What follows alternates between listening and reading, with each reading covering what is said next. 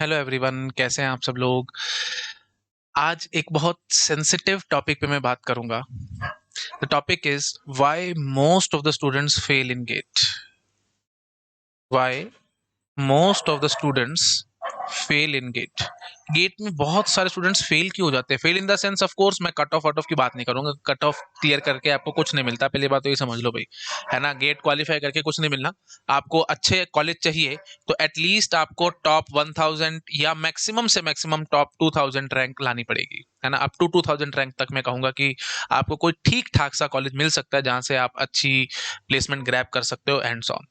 तो but students कितने बैठ रहे हैं? अराउंड 1 लाख स्टूडेंट्स बैठ रहे हैं।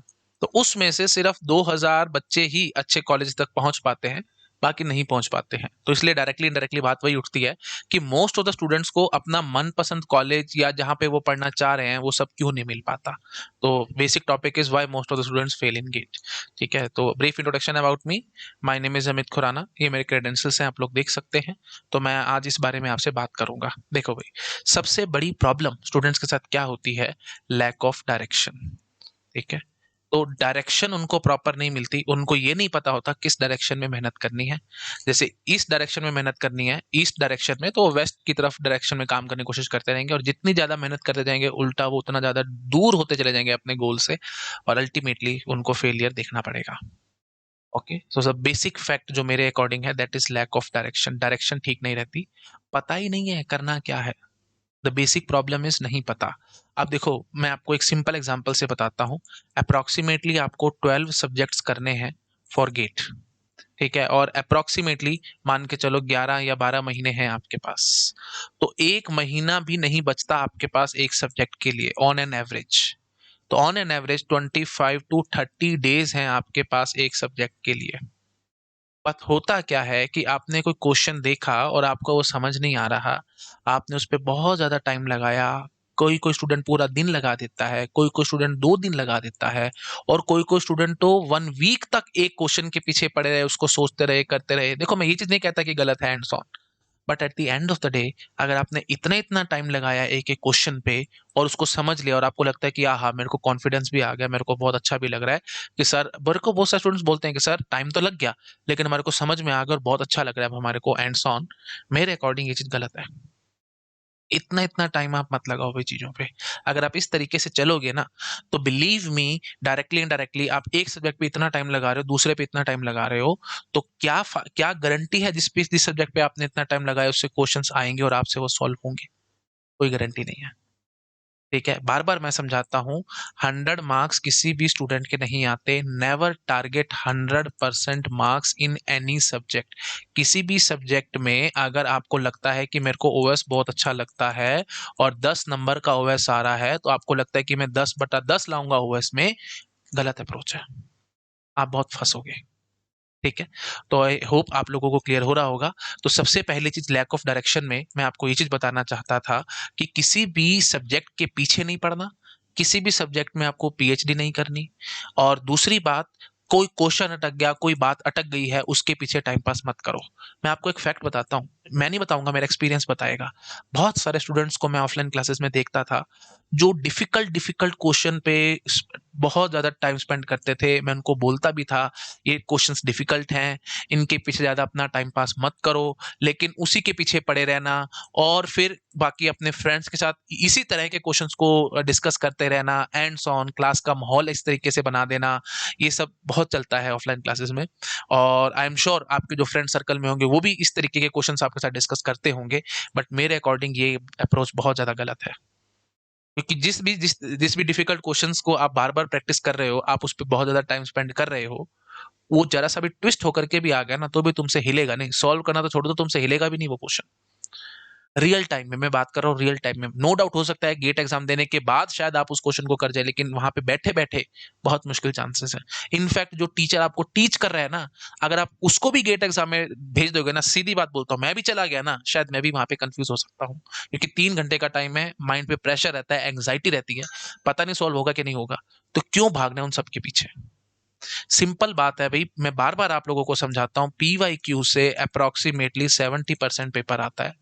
तो ज्यादा से ज्यादा पीवाईक्यूज करो और जो तुम्हारी रीच में लग रहे हैं ना उसको पकड़ो। पहली बात, अपनी औकात पहचानो, तुम कहाँ पे स्टैंड करते हो। हर एक आदमी की कोई स्ट्रेंथ होती है, कोई वीकनेस होती है। मैं आपको बार बार समझ, आइंस्टाइन कहता है नेवर जज a fish by its ability to climb the wall. अगर आप मछली को बोलोगे कि वो वॉल पे चढ़े तो थोड़ी चढ़ सकती है, या पेड़ पे चढ़े वो चढ़ थोड़ी सकती है। वो तो स्विम कर सकती है ना भाई। उसके स्विमिंग में एबिलिटी चेक करोगे आप, उसको पेड़ पे चढ़ाते क्यों हो भाई। बात समझ रहे हो। तो मतलब आप अपना पहले स्ट्रेंथ देखो ना, आप थ्योरी में बहुत अच्छे हो या न्यूमेरिकल साइड में बहुत अच्छे हो या कंसेप्चुअली बहुत अच्छे हो, तो जिस चीज में अच्छे हो आप उस पर ज्यादा दिमाग लगाओ। समझ रहे हो। अब आप न्यूमेरिकली इतने साउंड नहीं हो, आपको बहुत ज्यादा अच्छे से अप्रोच नहीं आती, आप अच्छे से नहीं कर पाते, तो आप उसी के पीछे अपना टाइम पास करते रहोगे तो थ्योरी छोड़ के भाग जाओगे। और ढंग से थ्योरी भी नहीं करी तो आजकल एमएसक्यू बहुत ज्यादा आते हैं। अब वो जमाने गए जब गेट में बहुत न्यूमेरिकल्स और बहुत कुछ आते थे और सारा मैथमेटिकल पेपर, वो जमाने गए। अब एमएसक्यूज आ रहे हैं और एमएसक्यू में ज्यादातर थ्योरी आती है, तो उस पर फोकस कर लो, कौन मना कर रहा है तुम्हारे को। लेकिन कंसेप्ट तो प्रॉपर बिल्डअप करो ना। समझ रहे हो मैं क्या कहने की कोशिश कर रहा हूं। तो बेसिक टिप जो है आज के लेक्चर में मैं आप लोगों को एक बहुत बड़ी टिप देना चाह रहा हूं।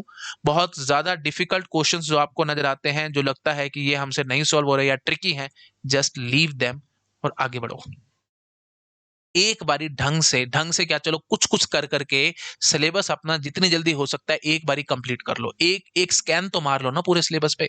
तुम्हारे को अपने आप से पता लग जाएगा कौन सा सब्जेक्ट मेरे लिए अच्छा है और कौन सा सब्जेक्ट मेरे लिए बुरा है। मतलब कौन सा सब्जेक्ट मेरे को इंटरेस्टिंग लग रहा है, कौन सा नहीं लग रहा है। जो लग रहा है उस पर थोड़ा सा दिमाग ज्यादा बाद में कर लेना, जो नहीं लग रहा है उसको बेशक से ऊपर ऊपर से करके थोड़ा बहुत एटलीस्ट नॉलेज लेकर के चले जाना। अब मैं ऐसा क्यों कर रहा हूं थोड़ी बहुत नॉलेज, क्योंकि हो सकता है जो आप बेसिक बेसिक फॉर्मुलेस भी करके जा रहे हो, क्या पता कोई फॉर्मुला बेस एक नंबर का क्वेश्चन आ जाए और वो तुमसे अटेम्प्ट हो जाए। मैं बार-बार समझाता हूँ, ये मैटर नहीं कर रहा आप कितनी प्रैक्टिस करके गए हो, आपको कितना आता है। ये यहाँ पे ये मैटर करेगा कि दूसरा क्या करके आया है। तो अगर एक फॉर्मूला बेस सिंपल सा 1 नंबर का क्वेश्चन आ रहा है, वो तुमने पूरा का पूरा सब्जेक्ट ही छोड़ रखा है। Let us suppose computer architecture है, वो बहुत डिफिकल्ट सब्जेक्ट स्टूडेंट्स को लगता है, वो आपको नहीं आता ढंग से, है ना? आप बिल्कुल छोड़ के चले गए उसको। और हुआ क्या, 1 नंबर का एक बहुत छोटा-सा सिंपल सा न्यूमेरिकल आ गया और वो आपसे हिला नहीं, आपने करा नहीं उसको, लेकिन बाकी सारे करके आ गए। अब बाकी सारे करके आ गए, फॉर्मूला बेस सिंपल सा क्वेश्चन था, आप नहीं करके आए तो आपकी रैंक पीछे। आई होप समझ में आ रहा होगा। तो बेसिक फैक्ट है अभी, टॉपिक बाय टॉपिक चलने की कोशिश करो। सब्जेक्ट के पीछे मत भागो, ये सब्जेक्ट नहीं आता, बकवास बात है ये। ऐसे मत बोलो, इस सब्जेक्ट का क्या टॉपिक नहीं आता वो बात करो। वो बात करो मेरे से। ठीक है कि हाँ जी सर, एक कंप्यूटर आर्किटेक्चर में मेरे को पाइपलाइनिंग का टॉपिक मुश्किल लग रहा है, मेरे से ये नहीं होता, एंड सो ऑन। तो आई होप समझ में आ रहा होगा। तो गेट के लिए आप सबसे पहले टॉपिक्स देखो कौन कौन से आ रहे हैं, और वो कहाँ से पता लगेगा, वो आपको पता लगेगा जी पीवाईक्यूज को देख देख के। जैसे जैसे आप पीवाईक्यूज को स्कैन करते जाओगे आपको पता लगता रहेगा कि अच्छा ये टॉपिक इंपॉर्टेंट है, ये टॉपिक इंपॉर्टेंट नहीं है। मैं बार बार समझाता हूँ, सिलेबस अगर इतना ज्यादा है गेट का, तो उसका एक छोटा सा सबसेट उठाओ। एक छोटा सा सबसेट उठाया मैंने, ये उसी से ही ज्यादातर क्वेश्चन पुट हो रहे हैं। तो मैं इसको ऐसे बना देता हूँ डायग्राम को, ताकि थोड़ा आपको ढंग से समझ में आ सके। ये है, ये पूरा सिलेबस, उसका सिर्फ 30% सिलेबस मैंने उठाया है, और 30% सिलेबस से आपका 70% पेपर आएगा। और जो आपका जो बाकी बचा हुआ है इतना ज्यादा सिलेबस, उसमें से बिल्कुल थोड़ा सा आएगा। उल्टा काम है, एकदम उल्टा। तो मतलब 30% सिलेबस से 70% पेपर है, और जो बचा हुआ 70% सिलेबस है उससे सिर्फ 30% क्वेश्चन आएंगे। और उन 30% क्वेश्चन के पीछे अपना दिमाग खराब करने की जरूरत नहीं है। जो आ रखा है उसको ही बार बार प्रैक्टिस कर लो। मैं बार बार समझा रहा हूँ, पीवाईक्यूज ही बार बार कर लो, उससे भी तुम्हारी बहुत अच्छी रैंक आ सकती है। ये गेट का पेपर ऐसा है ना भाई, मैं बार बार समझाता हूँ, पीवाईक्यूज से ही बहुत सारे क्वेश्चन सॉल्व हो जाते हैं। द ओनली थिंग इज आप कर दो तो सही, थोड़ा मीनिंगफुल इनको स्टडी तो करो। आई होप आपको मैं हेल्प कर पा रहा हूँ, मैं आपको डायरेक्शन दे पा रहा हूँ। ठीक है जी, तो बहुत ज्यादा ध्यान रखना है। फाइनली मैं आपको ये कंक्लूजन दूंगा, मोस्ट ऑफ स्टूडेंट्स फेल क्यों होते हैं, डायरेक्शन उनकी गलत रहती है, वो गलत डायरेक्शन में मेहनत करते चले जाते हैं और at the end of the day परेशान हो जाते हैं। तो अगर आपको लगता है कि आपको डायरेक्शन प्रॉपर चाहिए, आप मिनिमम टाइम में मैक्सिमम आउटपुट आप लेना चाहते हो, इस तरीके से काम करना चाहते हो, then you should think about joining an academy. और यहाँ पे मैं हूँ, बहुत सारे टीचर्स हैं जिनको 10+ ईयर का एक्सपीरियंस है, बहुत सालों से टीच कर रहे हैं। तो आप हम पे ब्लाइंड फेथ कर सकते हो, जैसे हम लोग पढ़ाएंगे चुपचाप से वैसे पढ़ते चले जाना। आपकी टेंशन फिर खत्म है, टेंशन हमारी है, हम आपकी रैंक लेकर के आएंगे। तो अगर आप इंटरेस्टेड है तो मैं आपको बैचेस के बारे में बता देता हूँ। ओके, बुनियाद बैच है। ओके, दिस इज फॉर 2025, फरवरी 28 से स्टार्ट होगा।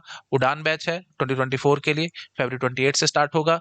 और इसमें मैं डिस्क्रीट मैथमेटिक्स आप लोगों को टीच करूंगा। तो अगर आप आना चाहते हैं then you are most welcome. सुबह 8:30 से 10:30 मेरी 2 घंटे की क्लास रहेगी। और अगर टाइमिंग में चेंज करना है या जो भी है, we can think about it, I am open with everything. तो हम लोग आराम से डिसाइड कर सकते हैं जो भी आप टाइमिंग चाहेंगे। ओके, और ये बुनियाद और उड़ान बैच की यूएसपीज है, ये आप चेक कर सकते हैं। ओके, 50% ऑफ अभी चल रहा है, बहुत अच्छी बात है भाई, इस तरीके के ऑफर आपको बार बार नहीं मिलेंगे। फरवरी 28 से नया बैच है ना, इसलिए तो 28 तक ये हमारे पास है, मतलब कल तक का टाइम है आपके पास, 50% ऑफ है। और ये प्राइस लिस्ट है, ये आप चेक कर सकते हैं अपने हिसाब से। प्लस के लिए फॉर 2025 और आइकॉनिक के लिए ये है, ठीक है, this is for plus and this is for iconic for 2025।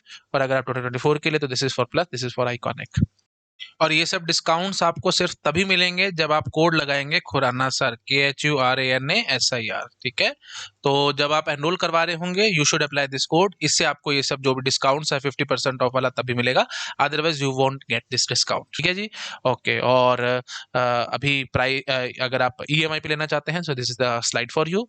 Delhi में सेंटर ओपन होने वाला है, अगर आप उसके लिए इंटरेस्टेड है तो ये स्लाइड आपके लिए है। और रैंक प्रेडिक्टर एक्टिव है भाई, इसको आप स्कैन कर सकते हो और स्टेप्स फॉलो कर सकते हो, तो आप अपनी रैंक प्रेडिक्ट कर सकते हो फॉर गेट 2023, ठीक है जी। चलिए, ओके, ठीक है, thank you so much, bye bye. Video अच्छा लगा प्लीज लाइक करना, अपने फ्रेंड के साथ शेयर जरूर करना। एक और मेरे मन में कुछ और बातें हैं, मैं आपके साथ एक नया वीडियो बनाऊंगा, उसमें आपके साथ डिस्कस करूंगा नोट्स कैसे बनाने हैं। बहुत सारे स्टूडेंट्स का मेरे पास मैसेज आया था कि सर एक बहुत अच्छा तरीका बताओ जिससे हम नोट्स प्रॉपरली बना सकें, तो वो मैं कल मोस्ट प्रोबेबली आपके लिए लेक्चर लेकर के आऊंगा। Thank you so much, bye bye.